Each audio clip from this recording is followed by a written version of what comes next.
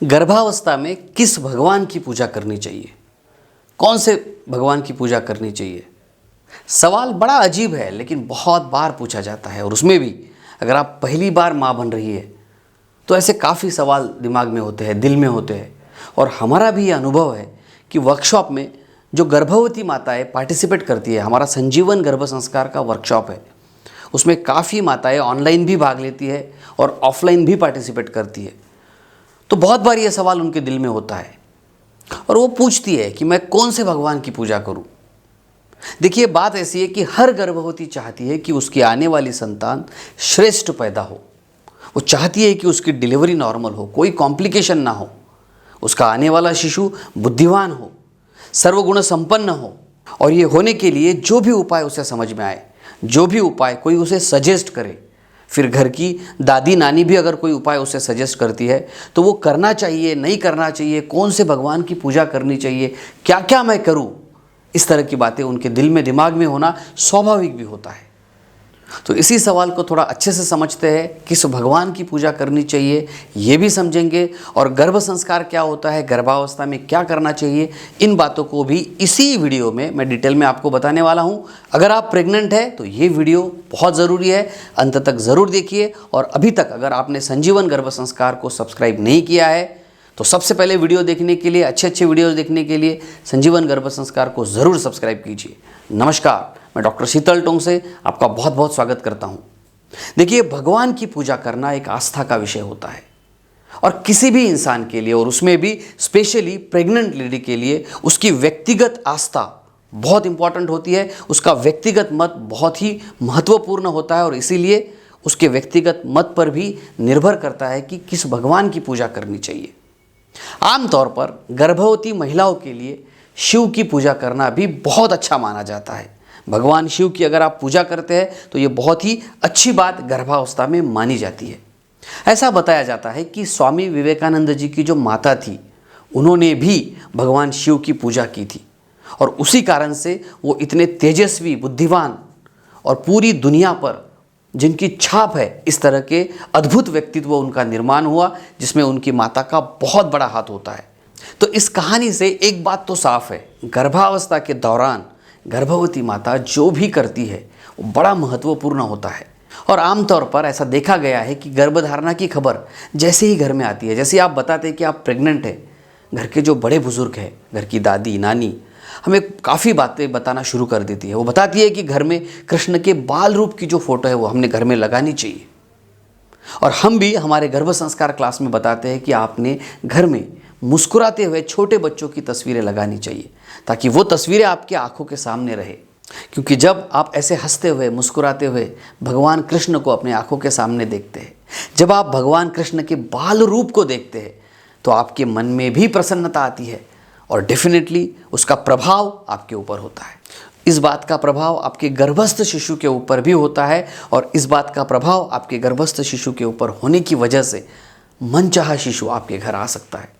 और जी हाँ, यह एक मनोवैज्ञानिक तौर पर भी काम करता है।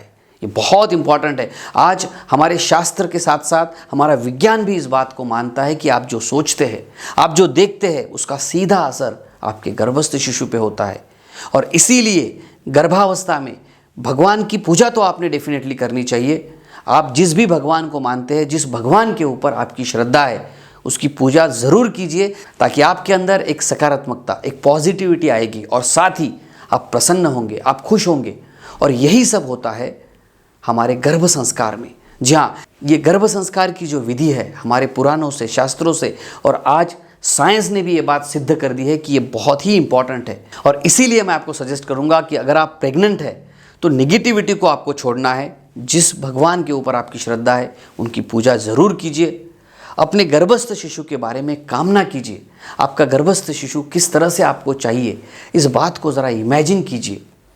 भगवान को प्रार्थना कीजिए और साथ ही गर्भ संस्कार का वर्कशॉप भी कीजिए। एक बहुत ज़बरदस्त बात याद रखिए, गर्भावस्था अपने आप में ही एक पूजा है। जी हाँ, आप प्रेग्नेंट है, यही सबसे बड़ी बात है, यही सबसे बड़ी खुशी की बात है। और सिर्फ गर्भावस्था अपने आप में एक पूजा है और इसे एक पूजा की तरह ही आपको करना है। गर्भावस्था को आपको एंजॉय करना है। आपको गर्भावस्था में अपने सोच के ऊपर काम करना है, अपने विचारों के ऊपर काम करना है, अपने आहार के ऊपर काम करना है। आपने सीखना चाहिए कि गर्भस्थ शिशु से किस तरह से बात की जाती है। आपने ध्यान सीखना चाहिए और आपने इस 9 महीने के व्रत को व्रत की तरह समझ के गर्भस्थ शिशु का निर्माण करना चाहिए, जो सिर्फ और सिर्फ एक माँ ही कर सकती है। तो याद रखिए, जब भी आप हंसते हुए मुस्कुराते हुए शिशु की तस्वीर देखती है तो उसका परिणाम आपके ऊपर, आपकी भावनाओं के ऊपर भी होता है। और ये अगर आप रोज करेंगे तो इससे आपके इमोशंस में, आपकी भावनाओं में परिवर्तन आएगा, आपके अंदर एक सकारात्मकता आएगी, आपका पूरा शरीर, आपका पूरा मस्तिष्क और भगवान भी आपके साथ होंगे। और 9 महीने के बाद आपके हाथ में आपकी मनचाही संतान होगी, जिसे आपने 9 महीने तक के पाने के लिए कामना की है। और यही कारण है कि गर्भावस्था को रुग्ण अवस्था आपने नहीं मानना चाहिए, बल्कि एक भगवान का वरदान मानना चाहिए। और इसीलिए ये बात बहुत महत्वपूर्ण है कि गर्भावस्था के इन 9 महीनों को हमने रुग्ण अवस्था नहीं माननी चाहिए। जब हम हॉस्पिटल में जाते हैं तो एक रुग्ण की तरह नहीं, बल्कि ये भगवान का वरदान है। जिस भगवान के ऊपर हमारी श्रद्धा है, उनका ये वरदान है। और इसीलिए गर्भावस्था के इन 9 महीनों को पूजा समझना चाहिए। और यही मनचाही संतान पाने का सुगम मार्ग है। इसलिए गर्भावस्था में शास्त्रीय संगीत आपने सुनना चाहिए, मंत्र सुनने चाहिए, और जिस भगवान के ऊपर आपकी श्रद्धा है उनकी भक्ति भी आपने करनी चाहिए। साथ ही आप भगवत गीता और रामायण का पठन भी कर सकते हैं। मैं जानता हूं कि ये वीडियो आपको ज़रूर पसंद आया होगा। इसे अपने फैमिली मेम्बर्स के साथ भी ज़रूर शेयर कीजिए। और जी हाँ, एक बात याद रखिए, अगर आप संजीवन गर्भ संस्कार का वर्कशॉप ऑनलाइन करना चाहते हैं, आपको कहीं जाने की ज़रूरत नहीं है। इस वर्कशॉप को आप ऑनलाइन अपने घर बैठे ही ज्वाइन कर सकती है। डॉक्टर संजीवनी मैम ये वर्कशॉप चलाते हैं, सो उनके साथ भी आप बात कर सकते हैं वर्कशॉप में भाग लेने के लिए। नीचे व्हाट्सएप नंबर है, वहाँ पे आप व्हाट्सएप कीजिए, या डिस्क्रिप्शन में लिंक दी है, वहाँ जाके संजीवन गर्भ संस्कार मोबाइल ऐप ज़रूर डाउनलोड कीजिए, ताकि आपके घर भी हंसता हुआ मुस्कुराता हुआ शिशु आए। तो हंसते रहिए, मुस्कुराते रहिए। धन्यवाद।